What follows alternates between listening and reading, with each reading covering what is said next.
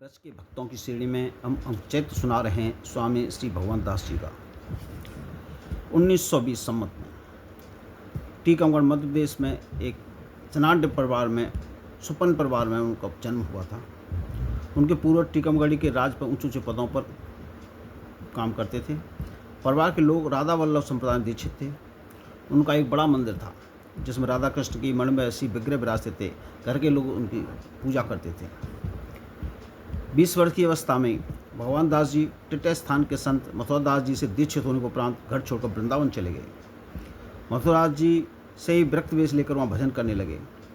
सन 1944 में शुक्ला दशमी को टिटय स्थान के उस समय के महंत श्री राधा प्रसाद देव जी का निधन हो गया तो उन्होंने उनको वहाँ का महंत बना दिया। स्वामी भगवान दास जी बड़े प्रभावशाली महात्मा थे। बहुत से राजा महाराजा उनके शिष्य थे। उस समय के बहुत से पंडित और महात्मा जैसे श्री अमरोल शास्त्री, श्री दुलारी प्रसाद जी, श्री सुदर्शन नाथ जी, श्री ग्वारिया बाबा, श्री प्राशन बाबा और महंत दास बाबा उनको शंकर अपने को धन मांगते थे। सिद्ध पंडित रामकृष्ण दास बाबा भी उनसे बहुत स्नेह करते थे। कुछ दिन तटिया स्थान में साथ भी रहते थे। वे दोनों संत एक दूसरे का बहुत सम्मान करते थे। पंडित रामकृष्ण कहते थे कि महंत हो तो ऐसा हो, और भगवान दास पंडित रामकृष्ण के लिए कहते थे कि वे सर्वत्यागी भजन निष्ठा संतों के मुकुटमणि हैं, करुणा उन्हीं को शोभा देता है। भगवान दास बाबा के संबंध में पंडित बाबा की प्रशंसा कोई अत्युक्त न थी। एक आदर्श महंत की कार्य कुशलता के साथ वे भक्ति भाव और दैन भाव होना चाहिए, उन्हें परिपूर्ण वर्तमान था। वे अपने को तटीय स्थान का महंत या स्वामी न मानकर और सेवक ही मानते थे। जब कभी स्थान की मरम्मत आदि होती तो वे स्वयं मजदूरों के साथ ईंट पत्थर ढोने में जुट जाते। आश्रम में कोई प्रसाद पाता तो उसको प्रसाद को पा चुकने के बाद स्वयं उस स्थान को लीप धोकर साफ करते थे। इस पर चाहे कितनी आपत्ति करता उसकी एक नहीं सुनती। चरणामृत और भगवत प्रसाद की उनकी बड़ी श्रद्धा थी। यदि किसी के प्रसाद पाते पाते उसका कान भूमि पर गिर जाता तो स्वयं उठाकर उसे खा लेते थे। एक बार उनके स्थान पर कोई उत्सव था। वैष्णव प्रसाद पा रहे थे। उसी समय एक वैष्णव की पत्तल एक बंदर ने मुँह मार दिया। वैष्णव ने कहा, मेरी पत्तल बंदर से झूठी कर दी, मैं इसे ग्रहण नहीं करूँगा। बाबा ने उसके लिए दूसरी पत्तल मंगवा दी और बंदर की झूठी पत्तल स्वयं उठाकर खाने लगे। किसी ने कहा, बाबा ये अब क्या कर रहे हैं? तो बोले, क्या कर रहा हूँ? बहुत प्रसाद क्या कभी झूठा होता है? भगवान दास बाबा श्री हरिदास जी के अनन्य भक्त थे। उनकी कृपा पर भरोसा कर निश्चित रहते थे। सम्मत 1981 वृंदावन में बाढ़ आ गई। सरकारी ओर से खतरे की घोषणा कर दी गई। यमुना तट के निकट रहने वाले सभी लोगों को वहाँ से हट जाने को कहा गया। सभी अपनी जान लेकर वहाँ जहाँ तहाँ चले गए। पर बाबा जाते कैसे? तटीय स्थान की परंपरा है कि जो व्यक्ति वहाँ का महंत होता है वह महंत होने के पश्चात फिर कभी स्थान के बाहर पैर नहीं रखता। बाबा इस परंपरा को तोड़ कैसे सकते थे? वे वहीं डटे रहे। अधिकारियों ने अनुमति बहुत की लेकिन वो नहीं हटे, और ईश्वर की ऐसी कृपा हुई तो उनकी तटिया के स्थान पर यमुना जी ने पैर कोई घुसी नहीं और जो आश्रम बना रहा। बाबा स्वयं भी बड़े दयालु थे। उनके भक्त आज भी उनकी कृपा की गाथाएं सुनाते हैं। भक्त श्रेष्ठ श्री जगन्नाथ प्रसाद भक्तमाली जी ने एक बार लेखक से उनके ऊपर बाबा की ऐसी कृपा की बात कही तो उन्हीं के शब्द इस प्रकार है। पूज्य पंडित रामकृष्ण बाबा की प्रेरणा से श्री 108 श्री भगवान दास जी महाराज द्वारा मेरी दीक्षा हो गई। दीक्षा के पश्चात मैं जब कभी संभव होता वृंदावन आया करता था, पर मेरी तनख्वाह केवल 10 रुपये प्रति माह थी। अर्थ का अभाव बना रहता था। वृंदावन का आना बहुत कम संभव होता था। एक बार मैं वृंदावन के लिए विशेष रूप से उत्कंठित हो पड़ा, क्योंकि राधाष्टमी का उत्सव बड़ा निकट था और राधाष्टमी बड़ी धूमधाम से मनाई जाती है। टिकट के लिए पूरे पैसे नहीं थे। कोटा स्टेशन से 3 आने का पहले टिकट का लेकर गाड़ी पर बैठ गया। रास्ते में टिकट कलेक्टर टिकट चेक करने गया। मैं जिस बेंच पर बैठा था उस पर 3 आदमी और बैठे थे। टिकट कलेक्टर ने एक एक करके उन तीनों का टिकट चेक किया। मैं गुरु महाराज का स्मरण करता हुआ चुपचाप बैठा रहा। न जाने क्यों मुझे छोड़कर दूसरे मुसाफिरों को टिकट चेक करने लग गया और दूसरे स्टेशन पर डिब्बे से उतर गया। जब गाड़ी मथुरा पहुंची तो मैं गुरुदेव का नाम लेते हुए स्टेशन से बाहर आ गया। वहाँ भी मुझसे टिकट कलेक्टर ने टिकट नहीं मांगा। आश्रम पर आकर मैंने बाबा से सारी बात कही तो वो मुस्करा दिए। गुरु की ऐसी कृपा थी उनके ऊपर। टोपी कुंज के श्री माधवदास बाबा जी से भगवान दास जी का बड़ा स्नेह था।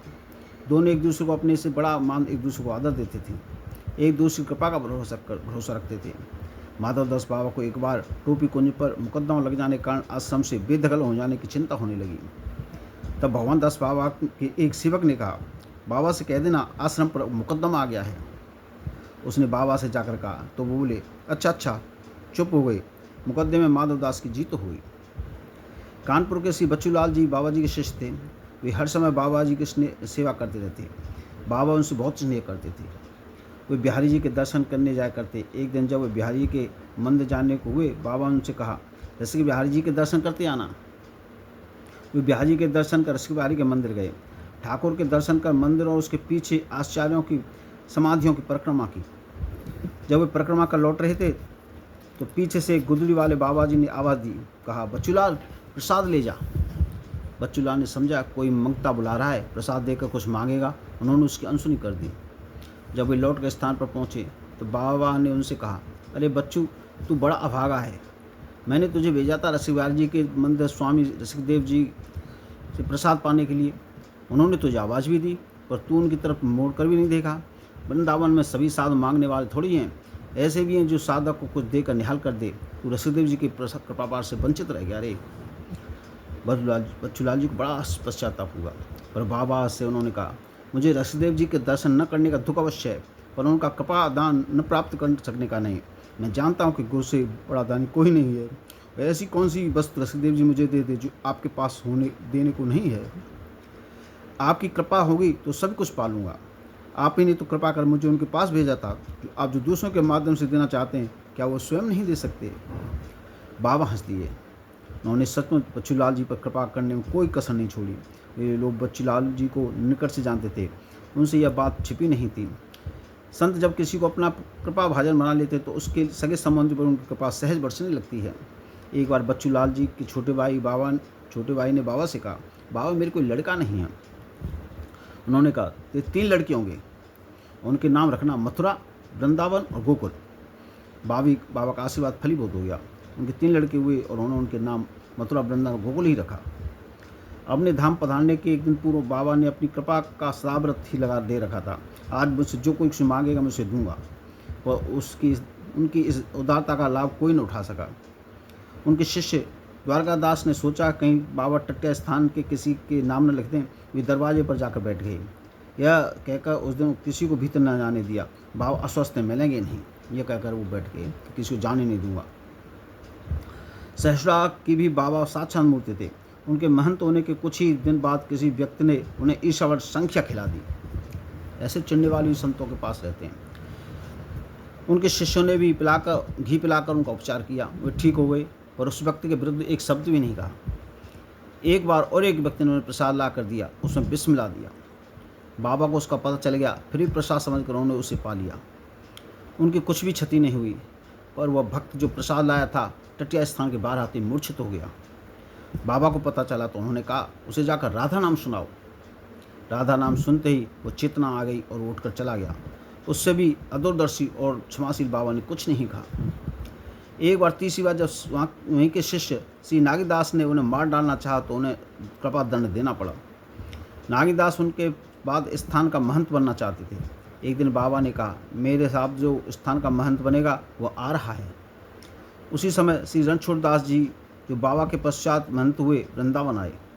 बाबा का सत्संग कर उनसे बहुत प्रभावित हुए। उनसे दीक्षा और व्रत वेश धारण कर उनकी सेवा करने लगे। नागीदास ने सोचा कि बाबा उन्हें अपना उत्तराधिकारी मनोनीत करें, उससे पूर्व उन्हें परलोक भेज दिया जाए, मार दिया जाए। उन्होंने उन्हें ठंडे में पारा घोलकर पिला दिया। बाबा के भजन प्रताप से पारा उनके शरीर से फूट कर बाहर निकल गया।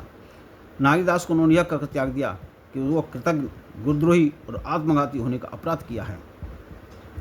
बाबा बड़े नामनिष्ठ संत थे। नाम की शक्ति में उनका दृढ़ विश्वास था। एक दिन के स्थान के पीछे एक कुटिया में कोई भक्त ठहरा। रात्र में उसका पैर एक सांप के मुंह पर पड़ गया। सांप उनके पैर से लिपट गया। वह घबरा और चीख पड़ा। उसकी चीख सुनते ही बाबा ने अपने आसन पर बैठे बैठे उच्च स्वर में कहा, राधे राधे। राधा नाम का उच्चारण करते ही सांप बिना उस भक्ति को हानि पहुँचाए आगे बढ़ गया। अब कुछ दिनों से बाबा की वृत्ति अंतर्मुखी रहने लगी। वे जैसे इस जगत में हुए उसमें नहीं रहते थे। कभी कभी उनकी अंतर्दृष्टि का आवास उनके भक्तों को उनके ब्याह क्रियाकलाप से मिल जाता। एक दिन वे अपनी भजन कुटी से बाहर बैठे थे। उन्होंने देखा कि अलौकिक प्रकाश और भजन कुटी के बाहर उन्होंने देखा अलौकिक प्रकाश फैला हुआ है। सुना बाबा को किसी ने बात करते, पर वो तो कोई व्यक्ति दिखा ही नहीं। वह समझ गए बाबा बच्चूलाल जी के निकट बैठे हैं, किससे बात कर रहे हैं। उन्होंने पीछे जब बाबा से उनके विषय में पूछा तो वे केवल हंस दिए।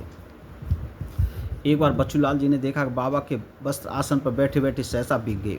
पूछने पर बाबा ने बताया कि प्रिया जी यमुना स्थान को गई थी, वे भी उनके चिन्मय देह के साथ थे। तटीय स्थान के प्राकृतिक परिवेश को बिजली ने कभी दूषित नहीं किया।